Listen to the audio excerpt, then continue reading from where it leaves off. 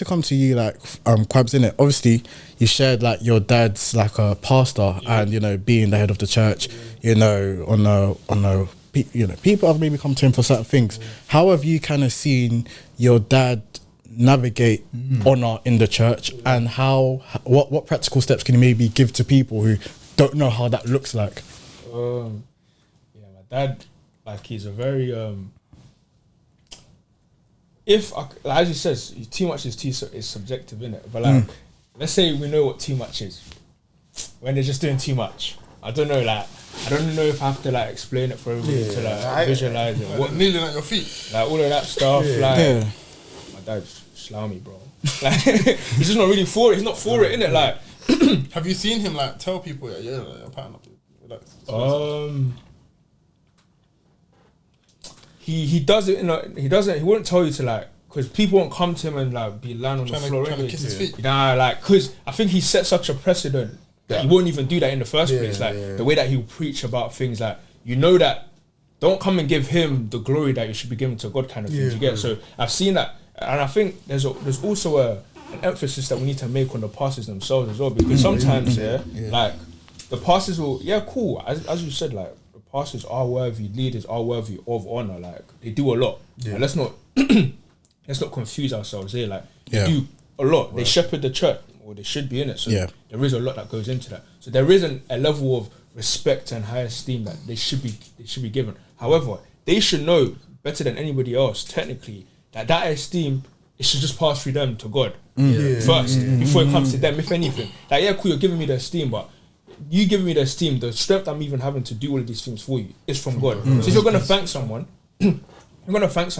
thank God first. You can thank me and, you know, bless me, and then maybe give me a present or whatever you want to do, encourage me, words of encouragement, whatnot. But don't ever confuse the two and think that I'm the reason why you lot are like this. Because I'm not. Because even though I am the one that's being used as a vessel, and by God's grace I've availed myself, as I said, it's by God's grace that He's even allowed you to be able to avail yourself to the first place. So as pastors as well, I feel like one thing that my dad does, he's very, very clear on the fact that, all of this stuff, don't come and give it to me as if like I'm the one that's giving it to you. So that's why it allows people. That's why I've never seen my dad in a situation where people come to him and respect him. They'll give him presents on his birthday, and, you know, all of that stuff. Like, are they giving him dolies?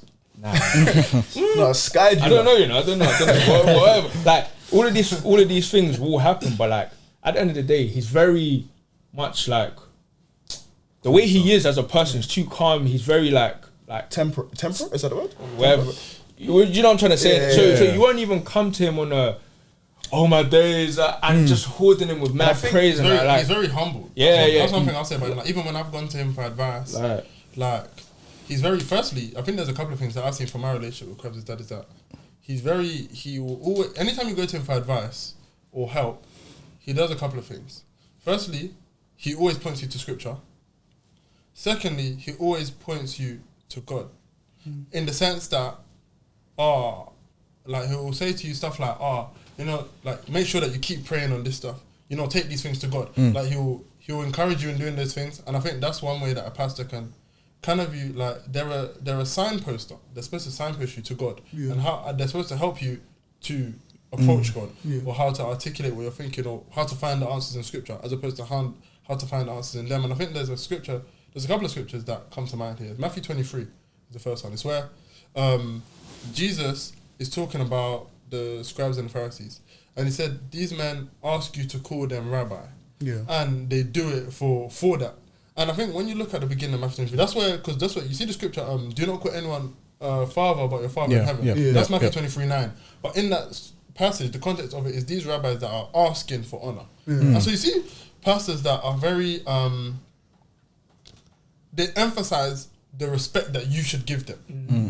Or even even on a subliminal thing. That's a bongo, because the thing about honor, even on a subliminal thing. Like, they always say outwardly. Yeah, because they don't want to be like, he said that, so we have to do it. But they do it subliminal, so it's like stuff like that you feel like, I might have to actually do it. So you kind of go into doing it. In my personal opinion, no pastor should ever outline what honor has to look like, because they can give like indications of what they prefer or what they like or what they don't like. Like, for example, don't buy me cake, I don't like cake. That's fine, innit? But you have to call me daddy. And you know what's very interesting about that? to- It's not just like them professing something like that directly to a congregation. This could be to even like meetings with the elders, meetings with the helpers. It's like some of these quiet meetings or even times where they're having one-to-one times with them, if they're now putting some type of doctrine in their head that you have to respect me, then it's almost like, cool, the pastor doesn't even need to do anything during the service. It's other people, the seeds that they have planted that has now brought the congregation to now think that way. That's how you build a culture, top down. You two, I know, have kind of served in church in like quote unquote official capacities for a while now. But before we get there, you see in 1 Peter chapter 5, where it talks about the shepherd and the flock. It talks about elders being overseers. It says something, I think it's verse 8, where it says, and when the chief overseer comes, he will give you the crown of glory. And I think why that's so important is that for anybody who's going to become a leader or a pastor, or even is now, that your people should honor you. It's good. Goes without saying. However, if they don't, you should never have to force it, because one day Jesus will ensure that I get that. And because there are some pastors who never get the glory that they deserve. Like, for example, me and my boy Tommy were talking about David Guzik. Yo, that guy, I see people glazing people who do nowhere near what David Guzik is doing. I think the resource that Enduring Word is that guy. Patience, bro. Put a lot into that. And I think also one thing that I like about what David Guzik does, that like he shows how he honors, is whenever you read his Bible commentaries, the way that he quotes and like refers to other people that Spurgeon, Morris. Hey, Morris, and even there's one that he talks about quite a lot in Ephesians, Jones.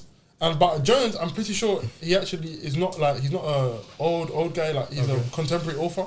And I think that's another thing, like the way you refer to people as well. Is another way to show honor and appreciation. But I think, anyways, I say all of this to say, that the thing about honor is, if honor is what you're looking to validate you, it's unscriptural because of what Matthew 23 says. Because it says in Matthew 23 that they do it for your eyes, and it's not supposed to be. This whole thing about doing it for the audience of one, it's for God, and that's the person who gives you the ultimate validation that you need. If your flock doesn't honor you, I do think that it's a thing to sometimes call out. I think at times, I think it's right for a person to call it out. But if they don't honor you how you think you deserve, sometimes you have to just hold that one and take it to God, because He will give you the honor